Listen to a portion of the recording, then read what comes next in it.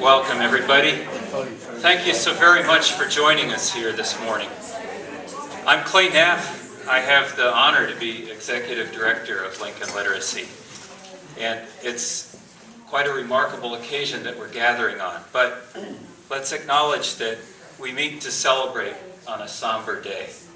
So at the outset, I'd like to ask you all to join me in a moment of silence to honor those victims of the terrible and senseless tragedy in Connecticut yesterday before we move on.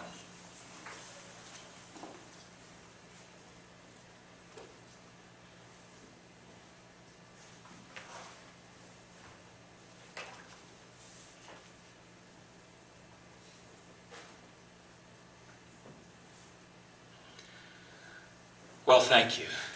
And even though many people mourn today, life must go on, and we are here to celebrate a momentous step in the history of Lincoln literacy, so I hope that we can. Our board president, David Bargan, is unable to be here today because of a long-standing family commitment, but he sends a message which I'd like to read to you now. Greetings, says David. I wish I could be here with you today, but thank you for taking part as Lincoln Literacy continues its celebration of 40 years of service to the community. Today we again celebrate the accomplishments of the organization by highlighting those that some of our representative students have been made on behalf of the progress of all of our students. Lincoln Literacy's mission has always been and continues to be one of strengthening our community by helping each member of it to take a productive part and to strengthen the ties that bind us all. At this time of year in particular, we are reminded of the importance of peace, generosity, and genuine concern for each other.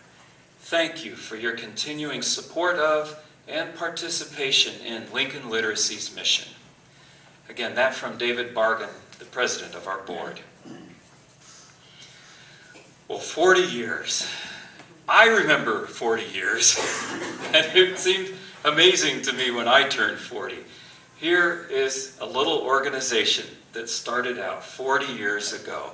I never tire of telling our new volunteers this story, and although it will be familiar to many of you, I don't mind telling it once more. 40 years ago, a good-hearted group of volunteers, civic-minded, generous people got together at First United Methodist Church near the campus of Nebraska Wesleyan University. They had heard a dynamic and moving speaker, Dr. Frank Laubach, who came to Nebraska to talk about the problem of illiteracy or inadequate literacy, both here and in other parts of the United States and around the world. Eventually, Dr. Laubach set off a worldwide literacy revolution that continues till today. And those volunteers who got together at that church started something that we are here to celebrate today. At that time, it was just all volunteers, and they took Frank Laubach's slogan to heart, each one teach one, and by golly, that's what they did. And for quite a long time, they were able to reach a relatively small number of people, but people who benefited immensely nonetheless. We do not have any of our actual founders with us today, as far as I'm aware, but we do have some people who've been involved with the organization for many years, and I'm very pleased to recognize some of them now. Before I do that, I want to say just a couple of more things, and then I'm going to share the microphone with somebody else before you get bored with me. At least I hope it's before you get bored with me. And that is this. We have come a long way, and we've changed a lot over the years. Sometimes people utterly misunderstand us and our mission. But at the core, we are exactly what we were 40 years ago. A group of good-hearted people who come together to help others to change their lives through the gift of literacy. And that is an amazingly empowering act of volunteerism. It's also an amazing act of courage on the part of those who come to us for services and who put in the long, hard hours of learning, whether it's a first language turned into reading and writing, or a second or third or fourth language acquired as an adult and with the full dimension of literacy added to it. If you've ever tried to learn another language as an adult, I think you have an idea of how difficult that is. For most of us, not all of us here, but for most of us, we grew up reading and writing in our own native language, and it becomes very difficult to recognize just what an immense challenge that is as an adult.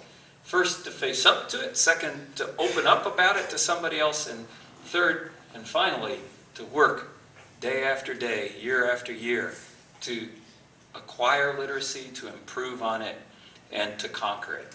We'll hear a little bit later this morning from a couple of people who have made amazing journeys in their lives. But for right now, I'd like to go back to our earlier years. If you've seen our commemorative issue, then you may already know about some of the people that I'm going to introduce.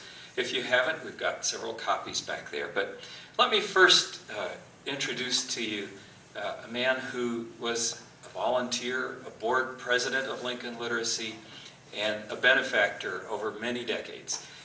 David Quiring and his wife Lavina are here. David, would you just stand for a moment, please, and be recognized? David,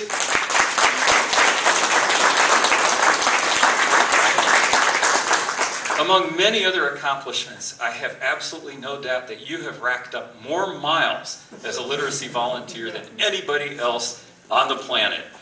David is a farmer in Henderson, which is about an hour and a half's drive from here. And for decades, he drove back and forth, not once, but several times a week to volunteer here. That was a change from his previous work, where he would travel all over the world as a literacy volunteer. I understand that Lavina, you persuaded him to cut back on the travel a little bit and just come to Lincoln. Anyway, we are forever grateful to you, David, for all of the volunteer tutoring that you did, for the leadership of Lincoln Literacy, and for supporting us over so many years. Thank you. We're really glad you're here today.